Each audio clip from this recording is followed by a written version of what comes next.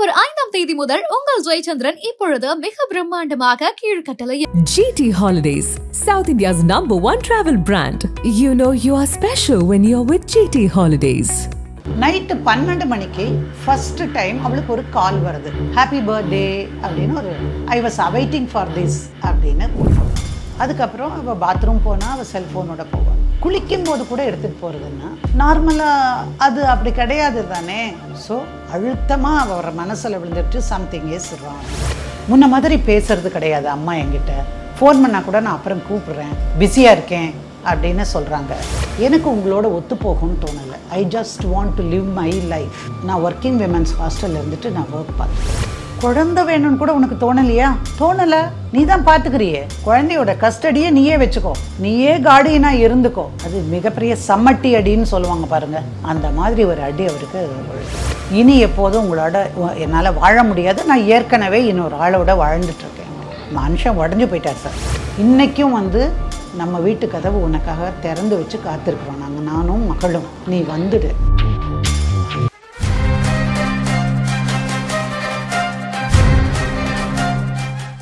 நக்கீரன் நேயர்களுக்கு வணக்கம். வழக்கியல் நிகழ்ச்சிக்கு வரவேற்கிறோம். ஒவ்வொரு வாரமும் வழக்கறிஞர் சாந்தகுமாரி மேடம் நம்மிடையே அவங்க சந்தித்த வழக்குகள் பற்றி பகிர்ந்துட்டு வராங்க. அந்த வகையில் இந்த வாரமும் ஒரு வழக்கோடு இணைந்திருக்காங்க. அவங்கள வரவேற்கலாம். மேடம் வணக்கம். வணக்கம். நல்லா இருக்கீங்களா மேடம்? நல்லா இருக்கேன். நீங்களாம் எப்படி இருக்கீங்க? நல்லா இருக்கேன் மேடம். சரி, இந்த வாரம் என்ன மாதிரியான?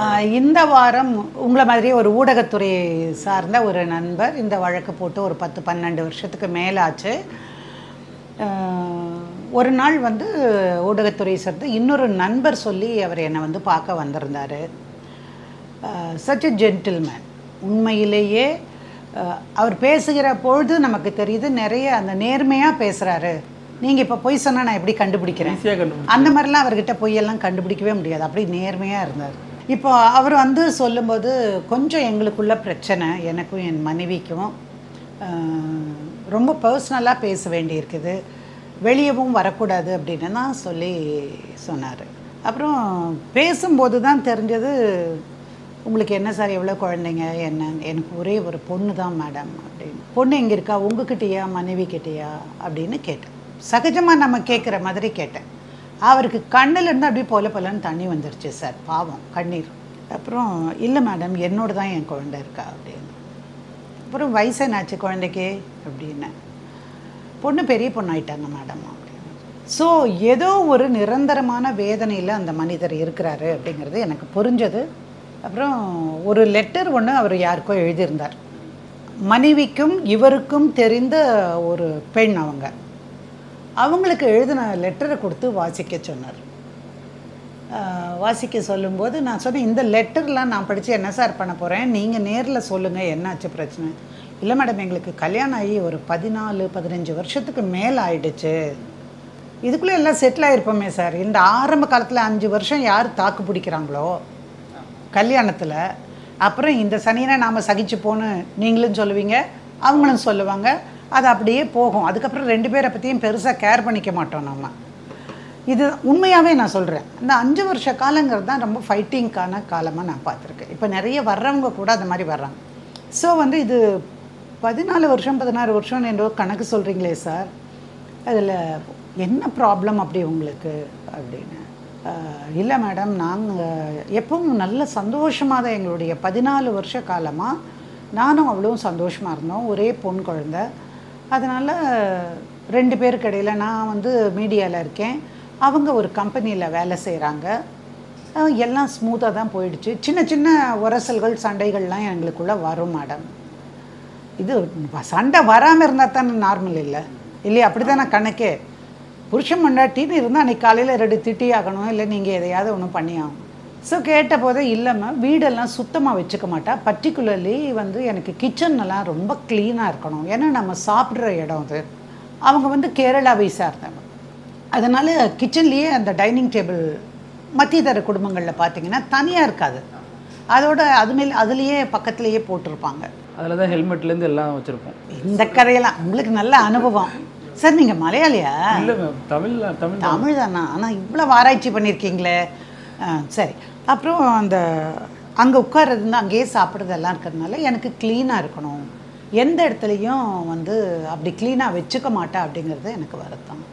சார் நீங்கள் தான் சொன்னீங்களே வேலைக்கு போகிறதா, வேலைக்கு போகிற பெண் வந்து காலையில் எழுந்திரிச்சு சமைச்சு பேக் பண்ணி உங்களுக்கு பேக் பண்ணி குழந்தைக்கு கொடுத்து போகும்போது அவங்களால அந்தளவுக்கு வச்சுக்க முடியாது சார். வீக்கெண்ட்ஸில் நீங்கள் என்ன பண்ணுறீங்க, 2 பேருமா சேர்ந்து எல்லாத்தையும் க்ளீன் பண்ணி வச்சுக்கலாம். இது ஒரு பிரச்சனையாக நீங்கள் நினைக்கக்கூடாது. இல்லை மேடம் நான் அது பிரச்சனையாகவே நினைக்கல, பிரச்சனையாக நினைக்காததுனால தான் 14 வருஷமும் நான் சந்தோஷமாக இருக்கேன்னு சொல்கிறேன். இதை தவிர எனக்கு அவளுக்கும் பெரிய முரண்பாடுகள் அப்படின்னெல்லாம் ஒன்றும் கிடையாது. Life was going very smooth, சிஸ்டமேட்டிக்காக அது நடந்துகிட்டு தான் இருந்தது. சரி, அப்புறம் என்ன தான் பிரச்சனை இல்லை, கொஞ்சம் ஒரு 1.5 வருஷத்துக்கு முன்னாடி எனக்கு வந்து என்னுடைய மனைவியோட ட்ரெஸ்ஸிங் சென்ஸை பார்க்கும்போது கொஞ்சம் வித்தியாசமாக தெரிஞ்சது. நார்மலாக போட்டுட்டு போகிற மாதிரியானது இல்லாமல் தன்னை அழகுபடுத்தி கொள்வதில், அப்புறம் யங்ஸ்டர்ஸ் போடுறாங்க பாருங்கள் அந்த மாதிரி ட்ரெஸ்ஸஸ். சார் என்ன ட்ரெஸ் சார், எப்போவுமே புடவை தான் மேடம் கட்டிட்டு போவா, இப்போல்லாம் வந்து மாடர்ன் ட்ரெஸ்ஸுக்கு மாறிட்டுருக்கா, கண்ணாடிக்கு முன்னாடி நிறைய நேரம் நின்று செலவழிக்கிறேன். நான் அந்த பக்கம் இந்த பக்கம் போகும்போது என்ன மேக்கப் தூக்கலாக இருக்குது அப்படின்லாம் கூட கிண்டல்லாம் பண்ணுவேன். கிண்டல் பண்ணியிருக்கீங்கல்ல, அதுதான் சார் கரெக்டு. சம்டைம்ஸ் ஏதாவது நமக்கு வந்து லேக்கிங்னு வச்சுக்கோங்க, ஏதோ இல்லாத மாதிரி இருந்தால் நமக்கே பெப் கொடுக்கறதுக்காக நீங்கள் 10 தடவை ட்ரெஸ் பண்ணி பார்த்துட்டு அப்படி கண்ணாடியில் இப்படி திரும்பி அப்படி திரும்பி இந்த மீசையை இப்படி வளைச்சி விட்டு பண்ணுவீங்களா இல்லையா? இது வந்து ஹியூமனுக்கு, எல்லா ஹியூமனுக்கும் அடிப்படையில் இருக்கக்கூடிய ஒரு விஷயம். அப்படி தான் மேடம் நானும் முதல்ல நினச்சேன். கொஞ்சம் கொஞ்சமாக அவங்க ஆஃபீஸை பற்றியெல்லாம் பேசும்போது சொல்லியிருப்பாங்க, அந்த பையன் இப்படி பண்ணுவான், இந்த பையன் இப்படி பண்ணுவான் அப்படின்லாம் சொல்லுவாங்க. இப்போ வந்து எல்லார்கிட்டையும் பேசுகிறத காட்டிலும் என்ன நினைக்கிறாங்கன்னா, நானும் யங்காக இருக்கணும்னு நினைக்கிறேன். ஏன்னா நான் ரொம்ப ஓல்டி ஆகிட்டேன்னா அந்த செட்டுக்குள்ளே இருக்க முடியாது. அந்த குரூப்புங்கிறது ஒரு கலீக்ஸ் இருந்தால் சந்தோஷமாக தானே இருக்கும். இப்போ நானே என்னோடய சேம்பருக்கு போனேன்னு வச்சுக்கோங்களேன், அங்கே நாங்கள் ஒரு 7-8 பேர் ரெகுலராக அங்கேயே இருக்கிறவங்க இருக்கோம். அந்த 8 பேருங்கிறதே வந்து அந்த லன்ச் டைம் நாங்கள் அதுக்காக ஒதுக்கிடுவோம், யாரையும் உள்ள விட மாட்டோம், நாங்கள் மட்டும்தான் இருப்போம். அந்த டைமில் தான் பேசுகிறது சிரிக்கிறது எல்லாமே இருக்கும். So we don't want to miss that opportunity. Sometimes நான் சொல்லுவேன் கிளைண்ட்ஸை, சார் கொஞ்சம் வெயிட் பண்ணுங்களேன், இது எங்களோட பர்சனல் டைம், அதனால் நீங்கள். ஸோ அவ்வளோதான் இருக்கணும் தான் நான் நினச்சேன். பட்டு நாளுக்கு நாள் அந்த ட்ரெஸ் பண்ணிவிட்டு போகிறதுல ரொம்ப வித்தியாசம் தெரிஞ்சது. வீட்டில் எங்களோட பேசுறது அப்படிங்கிறது கொஞ்சம் கொஞ்சமாக குறைஞ்சி போச்சு. சரி, அதனால் என்ன, வேலை அதிகமாக இருந்திருக்கும். நம்ம சந்தேகப்பட வேண்டியது இல்லை சார், எல்லா பெண்களையும் சந்தேகப்பட வேண்டியது. ஆனால் சில சமயம் ஏதாவது இருக்கவும் கூடும்னு நாம் நினைக்க துவங்குற அந்த நேரம் தான் அவர் வரார். இல்லை மேடம் இப்போல்லாம் வந்து வீட்டில் கூட சாப்பிட்றதில்ல, நாங்கள் எல்லோரும் ஒன்றா உட்காந்து சாப்பிடுவோம். அப்புறம் சம்டைம்ஸ் குழந்தையோட ஸ்கூலிங் டைம் எல்லாம் வந்து கொஞ்சம் மாறும்போது அப்படி குழந்தைய அனுப்பிட்டு கூட நாங்கள் 2 பேரும் சாப்பிட்டுட்டு வருவோம். இப்போ அப்படி கிடையாது மேடம், அவசரமாக வரா, கிளம்புறா, அவசர அவசரமாக ஒன்று செய்கிறா, சம்டைம்ஸ் எடுத்துகிட்டு போகிறா, இல்லைன்னா எடுத்துகிட்டு கூட போகிறதில்ல, I'll take care of it அப்படின்னு சொல்லிட்டு போயிடுறா. அப்புறம் அங்கே போய் தான் ஆஃபீஸில் சாப்பிட்றாளாமா. இந்த மாதிரி நான் என் ஒய்ஃபை நான் அந்த 14 வருஷத்தில் பார்த்தது கிடையாது.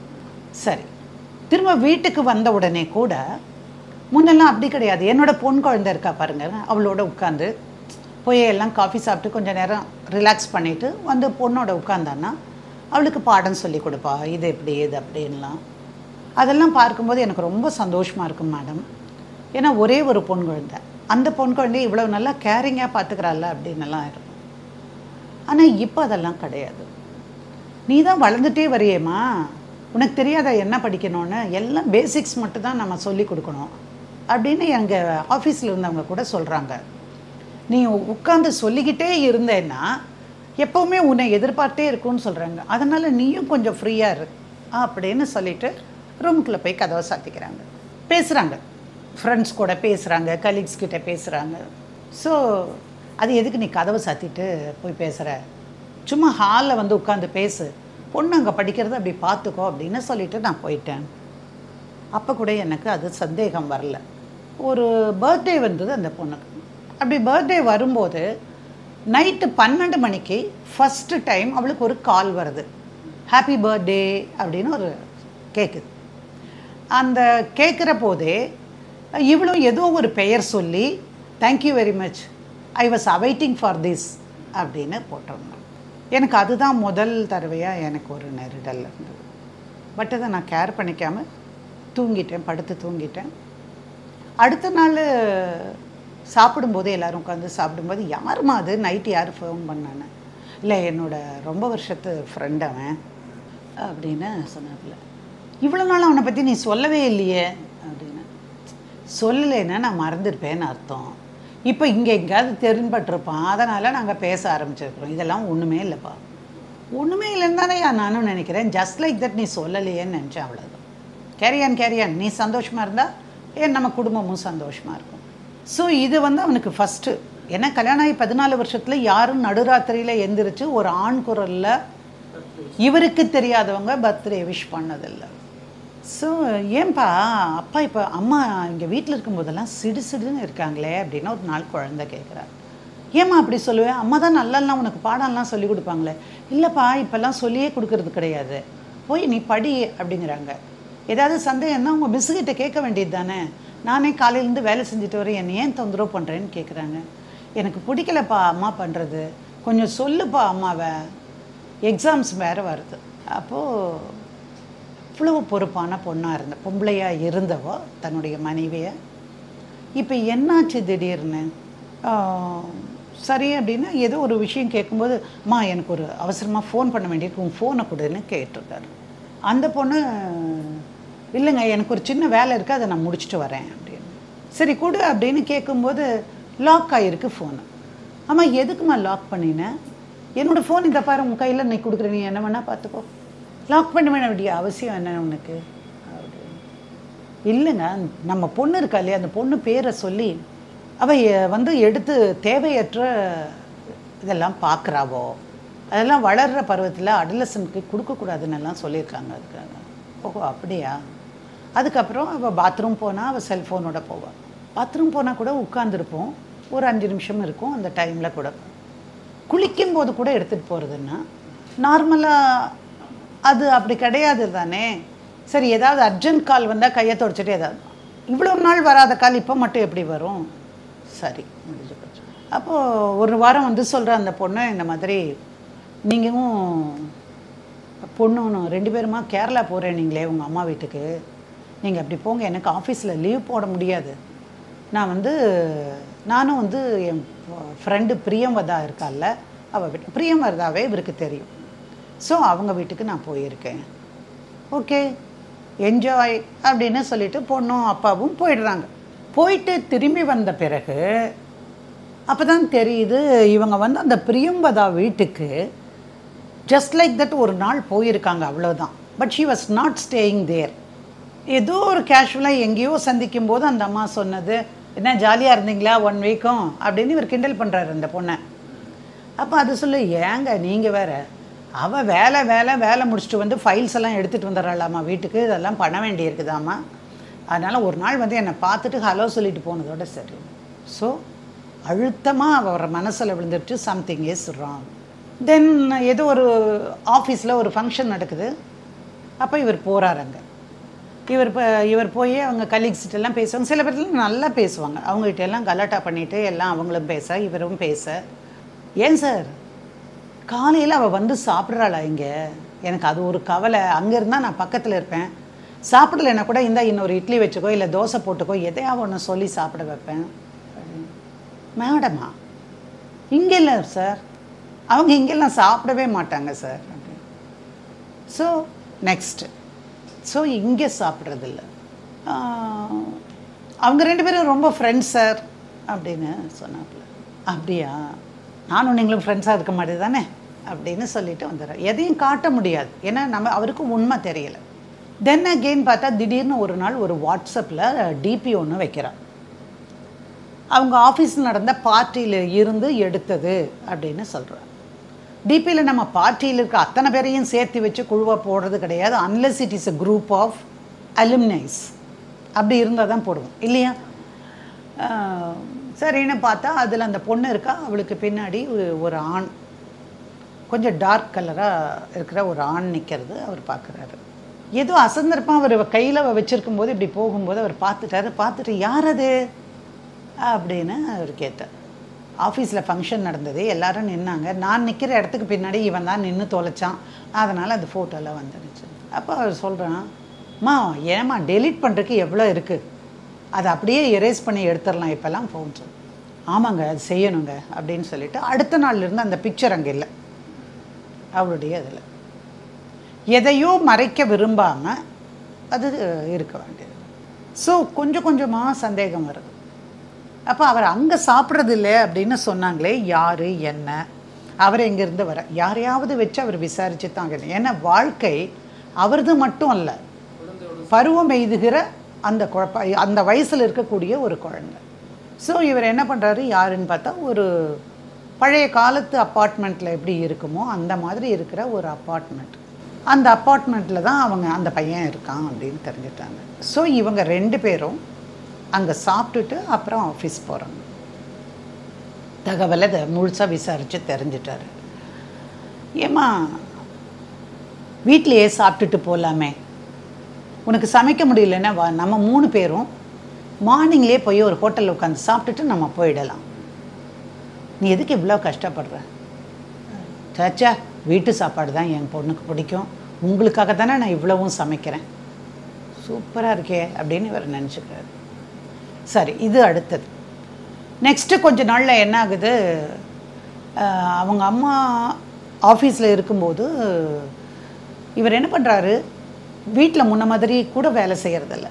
அதனால் இவர் சாட்டர்டே சண்டேயில் வாஷிங் மிஷினில் போட்டு எடுப்பாராம். அதெல்லாம் போடும்போது பார்க்குறாரு, தன்னுடைய குழந்தையினுடைய இன்னரில் கரை படிஞ்சிருக்கிறத பார்க்குறாரு. அப்போது கொண்டு போய் அவங்க அம்மா இருக்காங்க, அவங்க அம்மாட்ட, அம்மா இந்த மாதிரி மோளோட இதில் இருக்குது, இது என்னம்மா எனக்கு தெரியல, நீ சொல்லு எனக்கு அப்படின்னு. அவள் இருந்திருந்தால் அவகிட்ட கேட்டிருக்கலாம். அப்போ அம்மா உன் பொண்ணு ரெடி ஆகிட்டுருக்காப்பா, அதை தனியாக வச்சுட்டு மற்ற துணி கூட போட்டுறாத, அது நான் துவைச்சி வச்சிட்றேன் அப்படிங்கிறாங்க. ஸோ இதை இவர் கூப்பிட்டு சொல்கிறாரு, இந்த மாதிரி இருந்துச்சு, நான் அம்மாட்ட கேட்டேன், அம்மா அது இதாக இருக்குங்கிறாங்க. நீங்கள் சும்மா ஒன்றும் கற்பனை பண்ணாதீங்க, எனக்கு தெரியாத அம்மாவுக்கு அப்படின்னு சொல்கிறார். அதாவது எந்த தாயுமே அந்த பர்டிகுலர் பீரியடை நிச்சயமாகவே கவனிப்பாங்க. அப்போது அம்மா சொல்கிறாங்க, இந்த மாதிரி 10 டேஸுக்குள்ளார அவள் மெச்சூர்ட் ஆகிடுவா அப்படின்னு சொல்கிறாங்க. அப்படின்னு ஆகட்டும் நம்ம பார்த்துக்கலாம் அப்படின்னு சொல்லிட்டு ஃபோனை வச்சிட்றாங்க. குழந்தை மேலே அவ்வளவோ அன்பு வச்சுருந்த ஒரு பொண்ணு இந்த மாதிரி ஒரு விஷயம் நடக்கும்போது உடனேயே அது அந்த வீடு ப்ரிப்பேர் பண்ணுறது என்னென்ன அப்படின்னாலும் எல்லாருமே யோசிப்பாங்க. எல்லா 10னா நீங்கள் கணக்கு வச்சு 10th டே தான் பியூபர்ட்டி அட்டன் பண்ணுவாங்கன்னு சொல்ல முடியாது. It may be tomorrow, day after tomorrow, a week later அப்படின்னு அது மாட்டுக்கு இருந்துக்கலாம். ஸோ அந்த மாதிரி வந்த பிறகு இம்மீடியட்டாக ஃபோன் பண்ணுறாங்க இவளுக்கு. இல்லை ஆஃபீஸில் என்னை இதுக்கு அனுப்பியிருக்காங்க, ஆஃபீஸில் ஏதோ ஒரு ஒர்க்குக்காக அவங்க ஹெட் ஆஃபீஸ்க்கு அவளை அனுப்பியிருக்காங்களாம்மா, அது போன இடத்துல வர முடியலை, அதனால் என்னால் இன்றைக்கி வர முடியாது அப்படிங்கிறாங்க. என்ன சொல்கிற நீ, நம்ம பொண்ணு, நான் ஒரு ஆம்பளை மட்டுமே இருந்துட்டு நான் என்ன பண்ண முடியும், இதுக்காக போய் அம்மாவை தொந்தரவு பண்ண முடியுமா, முதல்ல கிளம்பி நீ வீட்டுக்கு வா அப்படின்னு சொல்கிறாப்புல. இல்லை என்னால் வர முடியாது, இதென்ன பெரிய விஷயமா என்ன, நீங்கள் மெடிக்கல் ஷாப் போனீங்கன்னா ஒரு பேக்கெட் வாங்கிட்டு வந்துட்டிங்கன்னா கொடுத்துட்டிங்கன்னா அது போதும், அவளும் படிக்கிறாள்ல, நான் பேசுகிறேன் அவகிட்ட. உண்மையிலேயே அவனுக்கு முகத்தில் அரைஞ்ச மாதிரி ஆகிடுது. ஸோ எங்கே போனான் அப்படிங்கிற கேள்வி வந்துருச்சா தொடர்ச்சியாக நடக்கிற சம்பவங்களில். அப்போ என்ன பண்ணுறாரு, அவள் திரும்பி வந்த பிறகு, நான் இது மாதிரி இருக்கிறத நான் விரும்பலை, I just want to say that he may be your friend, அது எனக்கு சந்தேகம் கூட இல்லை, பட்டு சில விஷயங்களை குடும்பத்தில் இருக்கிற பெண்கள் தவிர்க்கணும். வீட்டில் டைனிங் டேபிளில் சாப்பிட்டுட்டு தான் நீ ஒவ்வொரு நாளும் வேலைக்கு போனேன், அது வரைக்கும் பிரச்சனை இல்லை. இப்போது இங்கேருந்து பேக் பண்ணி எடுத்துகிட்டு போய் ஆஃபீஸில் சாப்பிட்றதாக சொல்கிறேன், இப்போ ஆஃபீஸ்லேயும் நீ சாப்பிட்றது இல்லை அப்படின்னா நீங்கள் என் பின்னாடியே எல்லாத்தையும் டிடெக்ட் பண்ணணும்னா டிடெக்டிவ் வச்சுருக்கீங்களா அப்படின்னு. என் பொண்டாட்டியை நான் டிடெக்டிவ் வச்சேன்னு வச்சுக்கோ, அதோடு நம்ம 2 பேருக்கு நடுவில் பிரிவு வந்தாச்சுன்னு அர்த்தம். கேஷுவலாக நான் ஆஃபீஸில் அன்றைக்கி ஃபங்க்ஷனுக்கு கூப்பிட்ருந்தாங்கல்ல, அன்றைக்கி நான் வந்த போது பேசிகிட்டு இருந்தா எல்லாரையும் எந்திரிச்சு எங்கே போய் சாப்பிட்றது அப்படின்னு எல்லாம் யோசிச்சு பேசுவாங்கல்ல. அது மாதிரி கேட்கும்போது தான் எனக்கு தெரிஞ்சது. அப்போ நீங்கள் என்னோடய ஆஃபீஸ் கலீக்ஸ்கிட்டையெல்லாம் இவ இங்கே சாப்பிட்றாளா இல்லையான்னு கேட்குறீங்க அப்படின்னா நீங்கள் என்னை சந்தேகப்படுறீங்க. அப்போ நான் இவ்வளோ நாள் உங்களோட வாழ்ந்து என்ன பிரயோஜனம்? பரவாயில்லையே, முந்திட்டியே நீயே, இந்த கேள்வியை நான் தான் உங்ககிட்ட கேட்டிருக்கணும். புரியுதா? அதனால் அதை தவிர்த்துடு. இப்போ கூட ஒன்றும் இல்லை, அவர் வெறும் ஜஸ்ட் கலீகாக இருக்கலாம் அல்லது உன்னுடைய ஃப்ரெண்டாக கூட இருக்கலாம். அதை நிறுத்திடு. அவங்க தங்கி இருக்கிற இடத்துக்கு போய் நம்ம சாப்பிடணுங்கிற அவசியம் கிடையாது. அப்படிப்பட்ட ஃப்ரெண்ட்ஷிப் வந்து சரியாக இருக்காது, தேவையில்லை அப்படின்னு சொல்கிறேன். அதுக்கப்புறம் இல்லை நான் இங்கே சாப்பிடலை, நான் சாப்பாடுன்னு எடுத்துகிட்டு நான் போய் ஆஃபீஸ் கேன்டீனில் நான் சாப்பிட்டுக்கிறேன். சரி, ஒன்றும் பண்ண முடியாது இதெல்லாம். அப்புறம் பொண்ணு கேட்குறா, அப்பா அம்மா ரொம்ப திட்டுறாங்கப்பா எப்போ பார்த்தாலும், என்ன உன்னால தான் எனக்கு வேலைக்கெல்லாம் போய் ஒழுங்காக வேலை செய்ய முடியல, எனக்கு கீழே வந்தவங்கெல்லாம் இப்போ ப்ரமோஷன் வாங்கிட்டு போயிட்டாங்க, உங்கள் அப்பா என்னை எங்கேயும் விட மாட்டேங்கிறாரு அப்படின்னு சொல்லி இந்த பொண்ணுக்கு வந்து ஒரு டூர் ப்ரோக்ராம் போடுறாங்க. எங்கள் ஸ்கூலில் படிக்கும்போது அனுப்புவாங்கள்ல, வருஷத்துக்கு ஒரு தடவை ஒரு டூர் கட்டாயமாக இருக்கும். நம்மெல்லாம் கூட, நான்லாம் அந்த காலத்தில் 10 ரூபாய்க்கெல்லாம் கொடுத்து டூர் போயிருக்கேன். அப்படின்னா எத்தனை வருஷத்துக்கு முன்னாடி நான் சொல்கிறேன் இதெல்லாம். 1970 நான் வந்து SSLC முடித்து வெளியே வர்றேன். அதுக்கு ஒரு 5-6 வருஷத்துக்கு முன்னாடி இருந்தே டூரில் போகிறோம். ஒரு 10 ரூபா கொடுத்து போயிருக்கேன். அது மாதிரி இவங்க ஸ்கூலில் அனுப்பும்போது சந்தோஷமாக இவரும் பொண்ணை அவங்களோட அனுப்பி வைக்கிறாரு. இவங்க சொல்கிறா, பொண்ணும் இல்லை, நான் இங்கே தனியாக தானே இருக்கேன், பாண்டிச்சேரியில் என் ஃப்ரெண்டு இருக்கா, அந்த ஃப்ரெண்டு வீட்டில் போய் நான் ஒரு வாரம் இருந்துட்டு வரேன். இவர் வேண்டானே சொல்லலை. ஏன்னா he wants to know where she goes. என்ன பண்ணுறாங்கன்னு நமக்கு தெரியாது, ஆனால் என்னன்னு தெரிஞ்சுக்கணும் அப்படின்னு முடிவு பண்ணுறாரு. திரும்ப இந்த பொண்ணு பாண்டிச்சேரி போய் 1 வீக் இருந்திருக்கா. ஸோ பாண்டிச்சேரி தான் போயிருக்காங்கன்னு அவருக்கு தெரியுது. எப்படி தெரியுதுன்னா, உங்களுக்கு லொக்கேஷன் மேப்பை ஆன் பண்ணி விட்டுருக்கு. லொக்கேஷன் மேப்பு ஆன் ஆகியிருந்திருக்கு. அவளுக்கு தெரிஞ்சு செஞ்சதோ இல்லை தெரியாமல் செஞ்சதோ, அதனால் இவரால் பார்க்க முடிஞ்சது அங்கே தான் போயிருக்கா. எங்கே உங்களுக்கு லொக்கேஷன் மேப் வரும்போதே எந்த இடத்துல இருக்கீங்க என்ன எல்லாம் வரும். பாண்டிச்சேரியில் அவங்க கம்பெனி கெஸ்ட் ஹவுஸ் இருந்தால் அந்த கெஸ்ட் ஹவுஸில் இருந்துட்டு வந்திருக்கலாம், அல்லது ஏதாவது வேலை கூட இருந்திருக்கலாம்.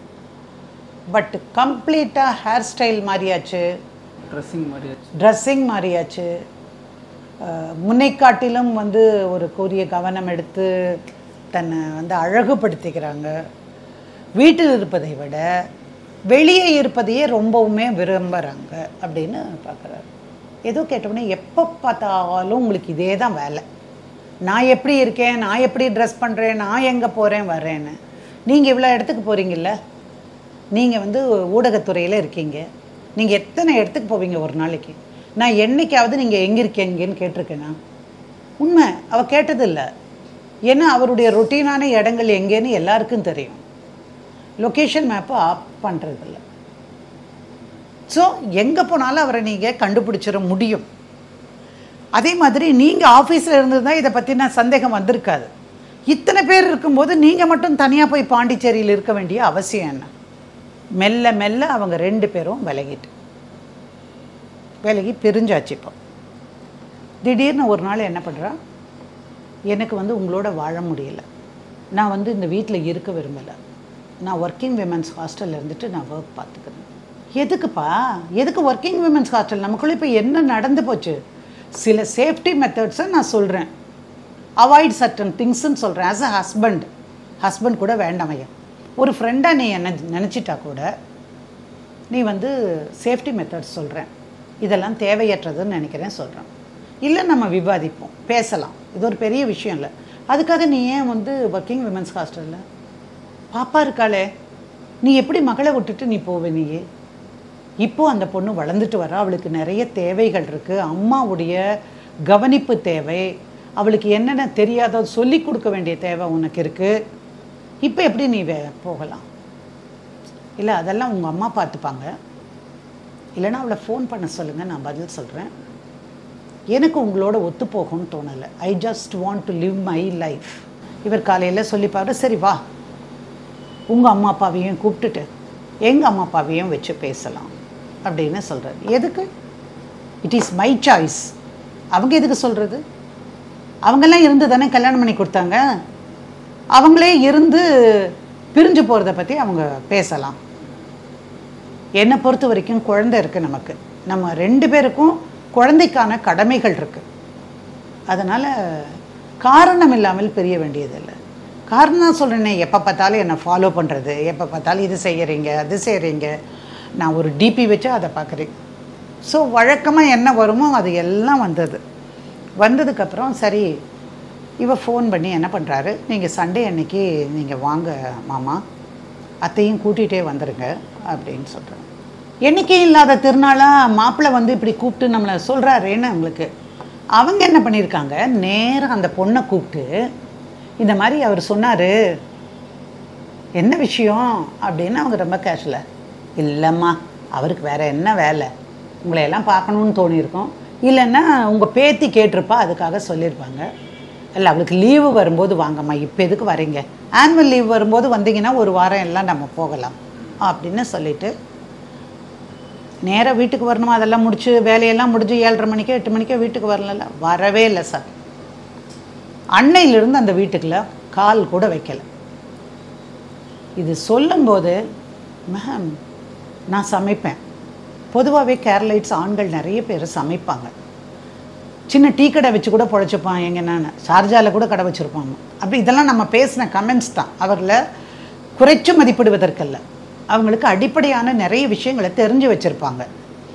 ஸோ இவர் சொல்லார், எனக்கு சாப்பாடு ஆக்குறதோ அல்லது கொடுக்குறதோ குழந்தைக்கு கொடுக்குறதோ அதெல்லாம் பெருசாக இல்லை, பட் அம்மாங்கிற உறவே இல்லாமல் அந்த குழந்தை தனியாக வளர்ந்தா என்ன ஆகிடும், இல்லைப்பா அம்மா என்னை பிடிக்கலப்பா, அம்மாவுக்கு என்னை பிடிக்கலப்பா, முன்ன மாதிரி பேசுறது கிடையாது அம்மா என்கிட்ட, ஃபோன் பண்ணால் கூட நான் அப்புறம் கூப்பிட்றேன், பிஸியாக இருக்கேன் அப்படின்னு சொல்கிறாங்க. ஸோ இதுக்கப்புறம் நான் என்ன பண்ணட்டும் மேடம் நீங்கள் சொல்லுங்கள் அப்படின்னார். ஒரு லெட்டர் ஒன்று அவளுக்கு எழுதிருந்தேன், கம்ப்ளீட்டாக குறிப்பிட வேண்டிய சம்பவங்களை சொல்லிவிட்டு, இதுதான் காரணம், வேறு எது இல்லை, இன்றைக்கும் வந்து நம்ம வீட்டு கதவு உனக்காக திறந்து வச்சு காத்திருக்குறோம் நாங்கள், நானும் மகளும், நீ வந்துடு, நம்ம 2 பேருக்கும் ஒத்து போகலைன்னா கூட 2 பேரும் தனித்தனி ரூமில் வாழ்ந்துக்கலாம், ஆனால் குழந்தைக்காக ஒரே வீட்டில் வாழ்கிறது தாம்மா நல்லது அப்படின்னு சொல்லி லெட்டர் எழுதுங்க, என்ன சொல்கிறான்னு பார்க்கலாம் அப்படின்னு. போன லெட்டர் திரும்பி வந்துருச்சு. வீடு பூட்டி இருக்கிறது அல்லது ஹாஸ்டலை காலி செய்து விட்டாள், இது மாதிரி ஏதோ ஒரு காரணத்தினால திரும்பி வந்துருச்சு.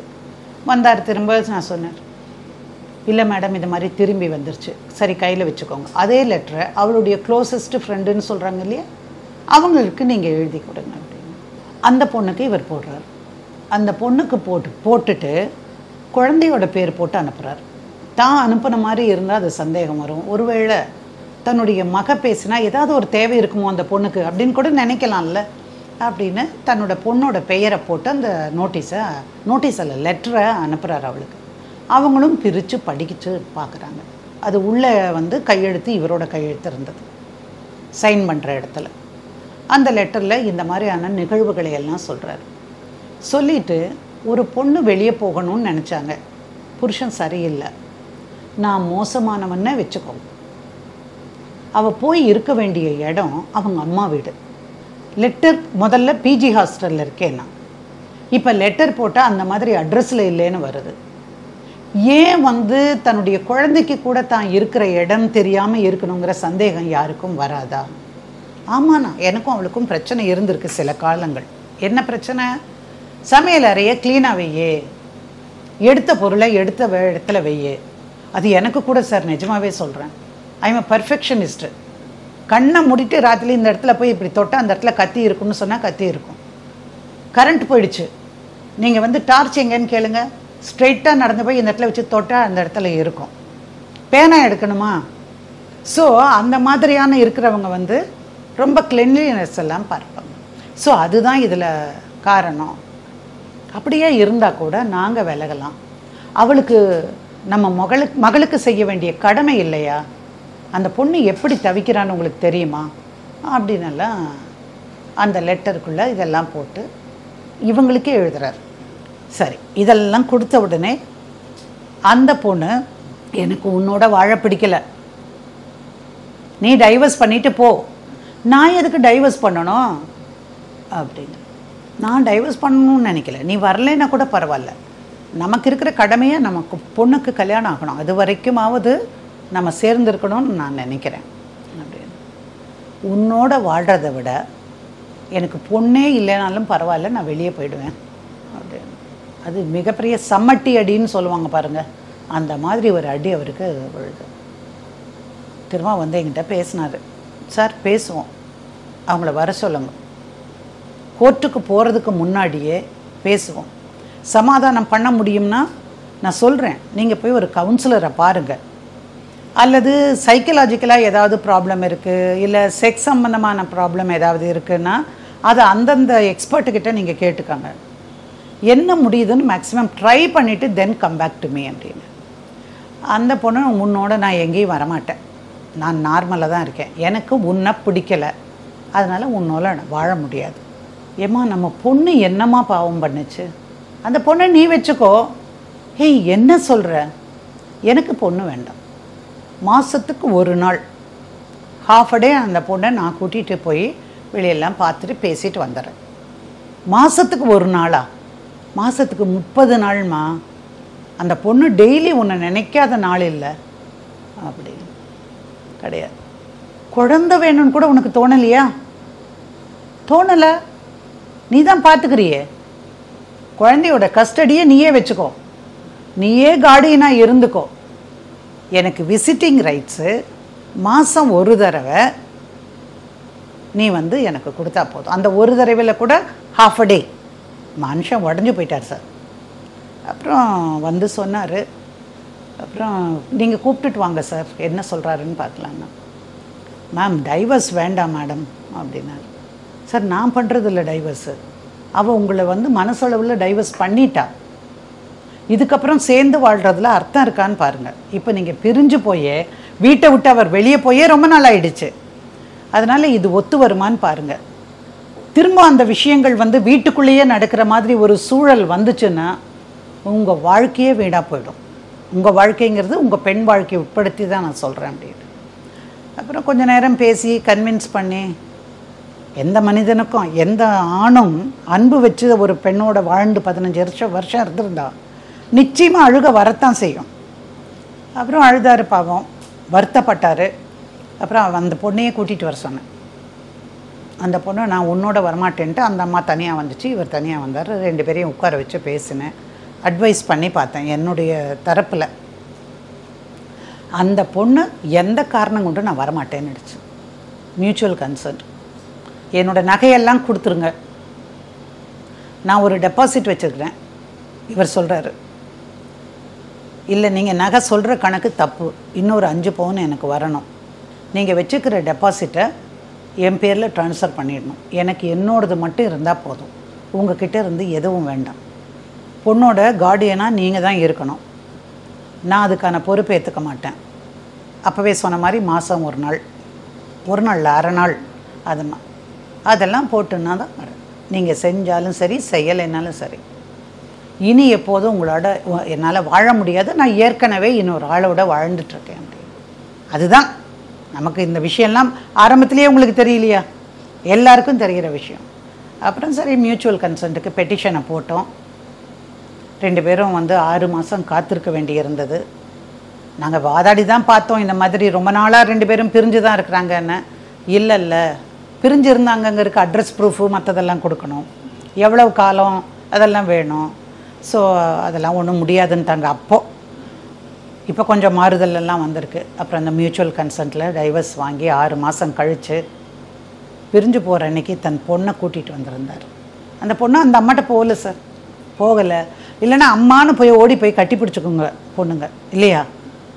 அந்த அடலசன்ஸில் அவளுக்கு தெரியுது தன்னுடைய அப்பாவை ஏமாற்றிட்டு இவங்க வேறு யாரோடவோ போய் இருக்காங்க, எனக்கு பிடிக்கலை, நான் அம்மாவோட போக மாட்டேன், இல்லை பல நம்ம எழுதியிருக்கோம் அதனால் நீ போ அப்படின்னு போனேன். அப்படி தான் போச்சு. டைவர்ஸ் ஆகிட்டாங்க. இப்போ அப்பாவும் பொண்ணும் இந்த வழக்கு நடந்து ஒரு 11-12 வருஷம் இருக்கும். இந்த வழக்கு அந்த பிரிவுக்கு காரணங்கிறது இவங்களுக்குள்ள இல்லை, வெளியிலேருந்து வந்த நபரால் தான் அந்த பிரிவு ஏற்பட்டுச்சா மேடம்? வெளியிலேருந்து நபர் உள்ளே நுழைய முடியாது சார். என் மனசு அந்த நபர்கிட்ட போயிட்டா நான் என்ன சார் பண்ணுவேன்?